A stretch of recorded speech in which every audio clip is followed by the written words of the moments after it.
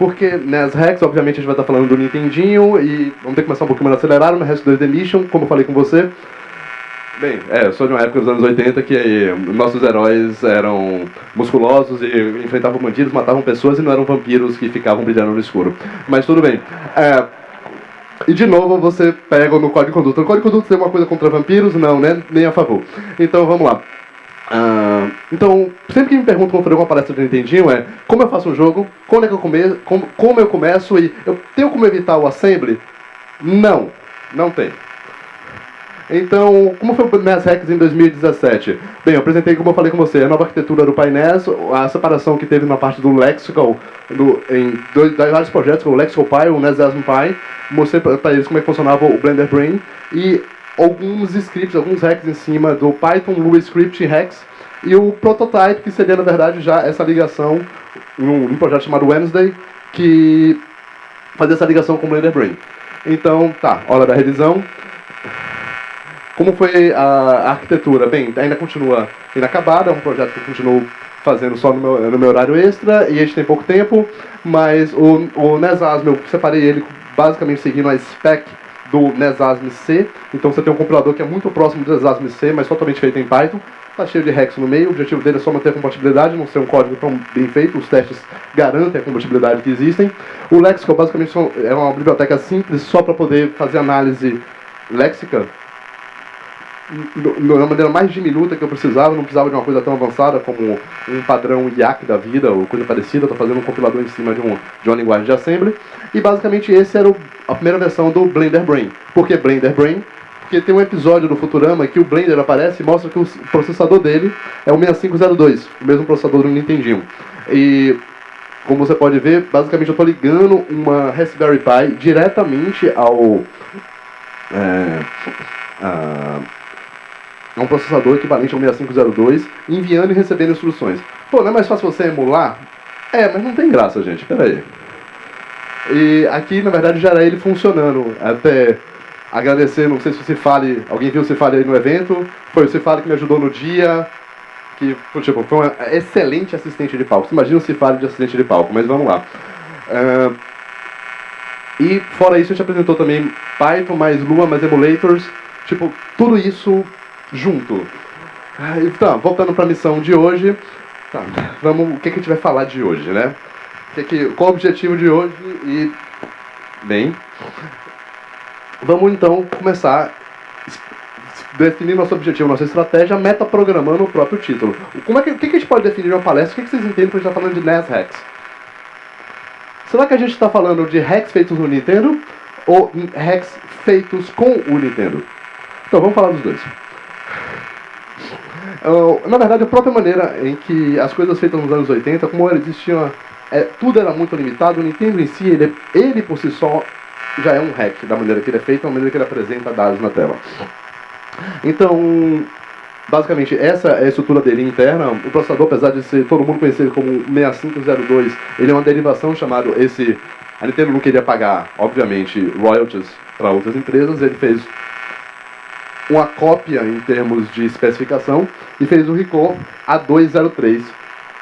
E o Nintendo, por incrível que pareça, ele tinha só 2K de RAM, e o que diferenciava ele do Atari, que basicamente é um processador muito semelhante, era ele poder ter essa PPU que permitia você fazer o na verdade, uma Picture Processor Unit.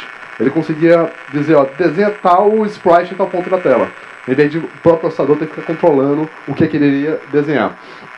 O primeiro hack que o próprio Nintendo fez, na verdade, era relacionado, se você parar a pensar hacks no Nintendo, era o sistema de TV. Como a renderização dele rodava em tempo de execução do código, ele não tinha memória de vídeo, ele tinha que renderizar no tempo que estava acontecendo. Então, todos os videogames da época, Nintendo, o Super Nintendo, o Mega Drive, o Master System, todos eles, na verdade, rodavam com a CPU com clocks múltiplos do sistema de TV. Porque ele permitia, na verdade, todo o ciclo de renderização acontecia quando acabava de acontecer um VBlank. O VBlank passava, ele desenhava na tela e você não conseguia ver, porque acabou de passar o rastreamento na tela. Por ele exatamente ser um ciclo, um múltiplo do clock do sistema de vídeo. Então, sim, os jogos no sistema PAL, eles são um pouco, em tese, eles seriam um pouco mais difíceis do que os jogos no sistema NTSC, porque o sistema PAL, o ciclo dele é mais rápido. Então o Nintendo tem que rodar em um ciclo mais rápido o processador. Outra coisa, na verdade, que é o próprio hack, na verdade, da maneira que ele coloca, é como o cartucho era feito. Como o cartucho está fisicamente ligado ao processador, assim, não existe uma diferença muito grande. Você pode mudar a arquitetura praticamente do videogame por ele estar fisicamente conectado. Então tem jogos, inclusive, o que a gente acaba definindo para os emuladores que a gente chama de mappers. Na verdade, você tem diversos tipos de cartucho e cada um é mais avançado que o outro. E tem alguns cartuchos, por exemplo, que tem um cartucho japonês específico que o áudio dele é melhor do que o do Mega Drive. Porque dentro do cartucho tem uma placa de som dentro do cartucho. Pois é, então você consegue imaginar coisas que você poderia fazer em cima desse. Esse aqui é um cartucho, um Mapper 1 e aqui é um Mapper 4, que a gente chama, que é o do Zelda. Que ele já tem, na verdade, um processador extra Hyundai ali e ali uma bateria extra para poder salvar o dado do cartucho. Mas não era só isso. Você reparou também o próprio tamanho da fita do Nintendo, da versão japonesa para a versão americana, e a diferença de pinos, que uma que a gente chamava cartucho de 60 pinos contra cartucho de 72 pinos, basicamente era questão de DRM e tudo mais. Mas a Nintendo utilizava isso também para poder hackear ela mesma, na verdade. Por exemplo, ela não queria que ninguém rodasse quando ela lançou no Japão, ela percebeu que a pirataria começou a crescer muito alto. Quando ela rodou nos Estados Unidos, ela criou um sistema de DRM, que era próprio dela, e ela vendia um chip que ela basicamente vendia os cartuchos para as empresas que possibilitava rodar dentro do Nintendinho. Por que essa parte, eu vou considerar assim, eu estou fazendo uma pausa maior, que eu acho que essa é a parte mais importante da palestra, não por um momento histórico, que é o seguinte, esse documentário, na verdade, e essa ação que a Tengen, junto com a Camérica Codemasters, move contra a Nintendo, ela muda a lei de copyright. Ela redefine o entendimento da lei de copyright. O fato da Nintendo ter direito de copyright do Nintendo, do videogame, não permite ela, eu comprei um videogame, eu quero colocar ele eu quero botar um monte de bloco de notas dentro dele. Eu comprei um cartucho, eu quero fazer ele rodar no micro-ondas. Não interessa, é meu. Permite eu hackear e fazer o que eu quiser com o cartucho. Tira uma obrigatoriedade de monopólio e permite com que outros desenvolvedores, que até então era visto como monopólio, permite o livre hack, desde na cláusula do fair use. Então, o entendimento de fair use muda a partir da lei da Tengen com a Codemasters. Você vai ver como isso é importante, hoje em dia. Mas, por exemplo, o próprio Nintendo ela acabou hackeando o próprio sistema dela. Por exemplo, existem alguns jogos que ela tinha dificuldade de lançamento nos Estados Unidos, porque o jogo foi lançado no Japão e tinha uma data muito curta para lançar no Japão. O que foi que eles fizeram? Eles literalmente colocaram um chip, um adaptador e botaram um cartucho japonês dentro do cartucho americano. É sério, assim, todo cartucho japonês, todo cartucho americano que você vê que tiver 5 parafusos, ele tem um adaptador dentro. O que as pessoas faziam então? A Nintendo fez todo mundo comprava um cartucho desse, um cartucho com adaptador interno, e depois ficava comprando cartuchos japoneses que eram mais baratos. Só que os hacks não aconteceram só na Nintendo, feitos pela Nintendo. Hacks aconteceram também por hackers na época. Hoje, com os dumps dos ROMs, é que a gente começa a ter uma visão histórica do que aconteceu. Por exemplo, existe X-Arts dentro de alguns cartuchos. Quando você pega o dump do jogo, no Battle City tem um X-Art. No jogo Dia do Trovão tem imagens escondidas dentro dos sprites que nunca são carregados.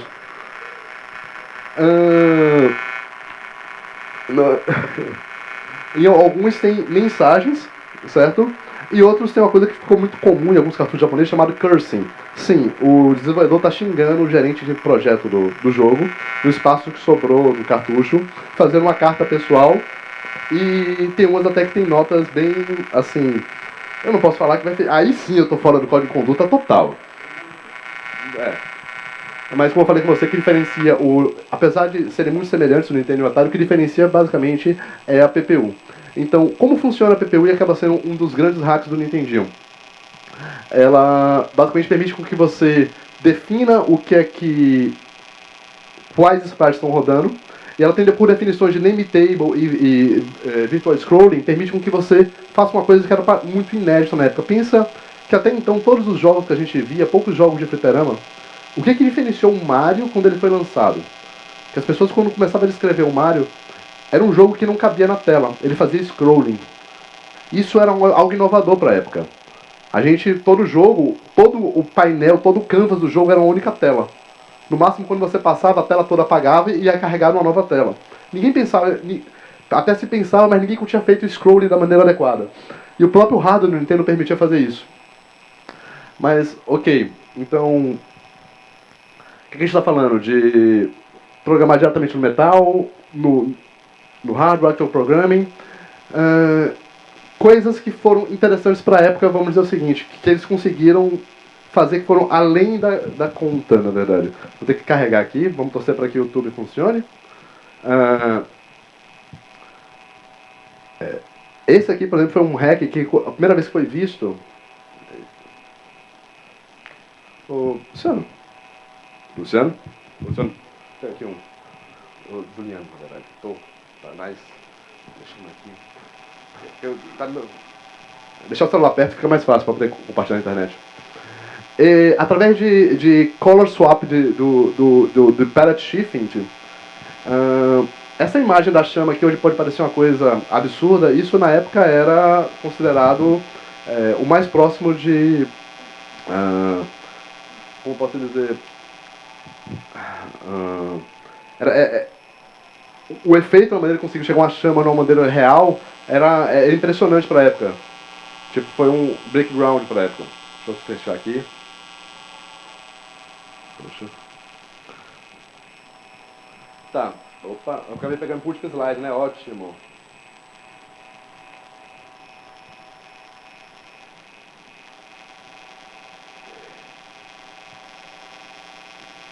Tá.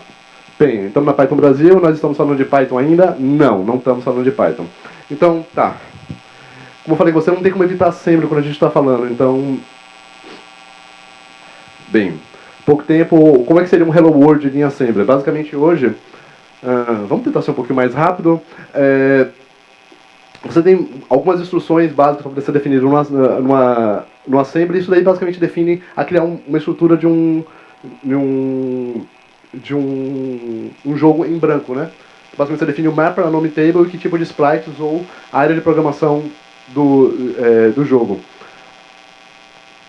E esse foi um dos hacks que eu acabei... eu odeio quando a gente não coloca no módulo de link, né? Mas então, tá. Basicamente esse é um compilador, um compilador em tempo de execução em JavaScript. Depois se quiserem dar uma olhada, eu vou deixar um pouco mais para depois, porque... para vocês mesmos brincarem, porque o tempo depois vai consumir. Então... tá, método programando no Hello World, não. Eu acabei fazendo também, isso vai ser mais fácil para vocês na internet depois brincarem, que era uma IDE de programação em Assembly para poder fazer desafios de Assembly. O nome era Asminator, por conta que se você parar para analisar a própria tela do Exterminador do Futuro, ele roda códigos de 6502. STA, LDA, é 6502 que está rodando ali.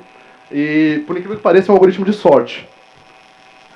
Alguém parou para analisar o código, pegou parte por parte e descobriu que esse é um algoritmo de sorte. Ele está fazendo sorte. Agora do que? Tá, beleza. Tá. Vamos começar agora a brincar com Python. Então, uma coisa que passou a ser muito comum na internet foi que o pessoal começou a brincar com test vídeos. Não sei se vocês sabem o que é isso. Que é você tentar quebrar o recorde de, por exemplo, quem termina tal jogo primeiro. Como você definir quem termina qual jogo primeiro? Na verdade, a contagem do tempo... Se eu falei para vocês que o próprio tempo do Nintendinho é baseado na versão do processador, em diferentes processadores ou em diferentes emuladores, com o tempo do jogo para terminar são diferentes também. Então o que a pessoa conta num test video não só é a versão do jogo, qual a plataforma que ele está, qual é o processador que foi utilizado, e é contado, na verdade, também o número de ciclos de máquina, para ver se você terminou um ciclo antes ou um ciclo depois, junto com um frame de renderização. Então é um ponto bastante, vamos dizer, preciso para fazer isso. Então a diferença às vezes é de um frame. Alguém que termina um jogo, uma fase antes, um frame antes do outro. E as pessoas usam bastante alguns emuladores que tenham suporte a Lua Scripting, porque Lua acabou se tendo uma linguagem bastante otimizada para poder fazer isso. Então você consegue pegar no próprio emulador, tentar fazer com que um programinha em Lua consiga conversar com a parte em Python, ou qualquer outra linguagem que esteja acima. O que pessoas já fizeram com isso? O Seth Bing ele fez uma IA, não sei se vocês viram, de Mario.io, que joga Mario, basicamente em Lua, usando o Lua Script. E o Sam Agnew ele fez um Game Engine que você mandava os códigos do Game Genie via Twilio. Tá.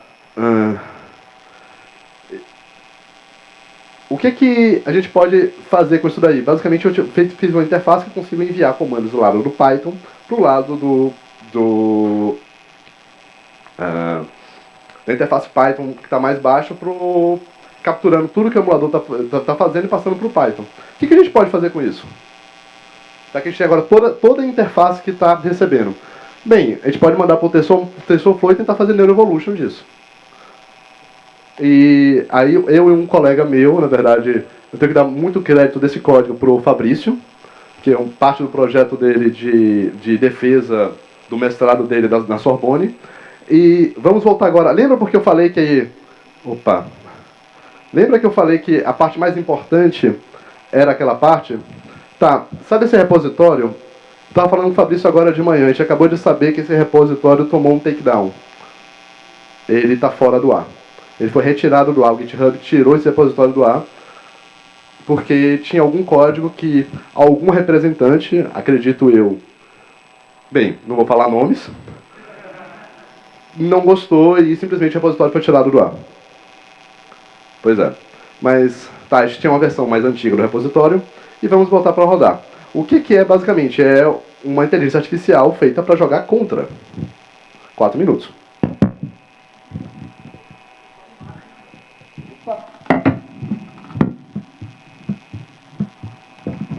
Tá vendo? Se os terminais estivessem aqui ainda... Opa, fiz errado.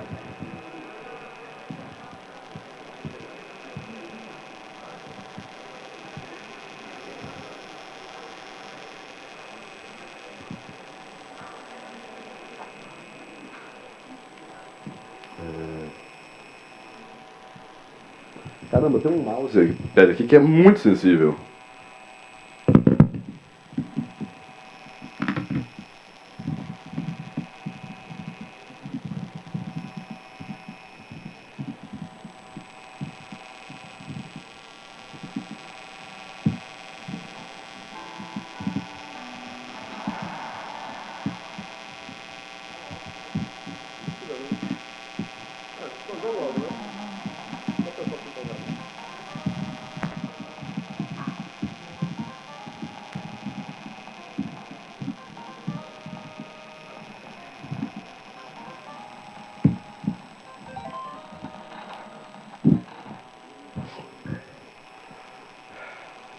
Bem,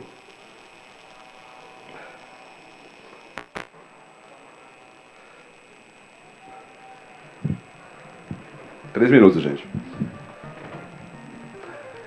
Bem, primeira parte que eu estou apresentando é o seguinte,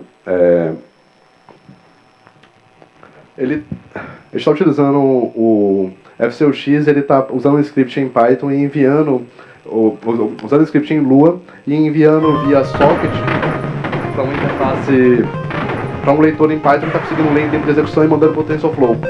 Isso daí são gerações que ele consegue parar, analisar e ver como é que está uma regra de fitness para poder tentar identificar qual é a melhor, vamos dizer, não vou dizer que a melhor estratégia, mas melhor ponto de evolução para poder gerar novas gerações. Esse é um modelo só, esse, por exemplo, é um modelo aleatório. Existe um segundo modelo, que ele é um modelo de uma rede neural convolucional, que ele, de fato, realmente aprende. Eu estou numa versão aqui que ela não está estável, e a versão que estava no código, que está já no repositório, ela tinha alguns passos a mais, eu não sei porquê. essa daqui não está funcionando. Eu só consigo apresentar a V2, não consigo apresentar a V4. Essa parte eu vou ficar devendo. Espero conseguir botar esse repositório de volta no ar. Mas... Bem, qual o objetivo? É você de fato conseguir tentar identificar a inteligência na maneira que ele está acessando. Ele não está acessando um vídeo, ele acessa na verdade a memória RAM. Acessar a memória RAM no caso do Nintendo, por ser 2K, é muito menos do que você acessar a paleta de vídeo. Então, mas, vamos lá. O que é definir inteligência ao invés de definir... separar o comportamento de inteligência para Smash Buttons. Ele poderia simplesmente, por enquanto aqui agora, nesse momento, ele está muito mais Smash Buttons. Inteligência seria ele identificar um score, ou identificar o que é um inimigo, ele matar de fato o inimigo, porque ele entende que não pode deixar passar. E a gente criou várias heurísticas para tentar evitar que ele chegasse nesse comportamento de Smash Buttons e tentar chegar num comportamento mais de inteligência. A conclusão que nós chegamos ao final de vários estudos foi o seguinte: da maneira que a gente fez, não era possível alcançar uma inteligência adequada para jogar o jogo sem ter um layer intermediário. Essa é a conclusão que eu estou passando aqui, dados os 45 segundos. Bem, voltando pro... Opa! Então, voltando para a missão, que eu tenho que agradecer, na verdade. Tipo, esse Alex Kidd é um amigo meu do Japão, que ele me ajudou na questão do Blender Brain, em todo aquele circuito. O Klaus, que está sempre me ajudando com questões e ideias de hacks. E o Fabrício, que ele, na verdade, aumentou no projeto dessa inteligência artificial em Contra. Eu, quero agradecer a todos. Bem, espero que a gente consiga fazer um NES Hacks 3. E, cena pós-crédito, eu estou fazendo um cluster de Game Boys. Vamos ver o que vai acontecer. E, gente, 3, 2, 1, muito obrigado.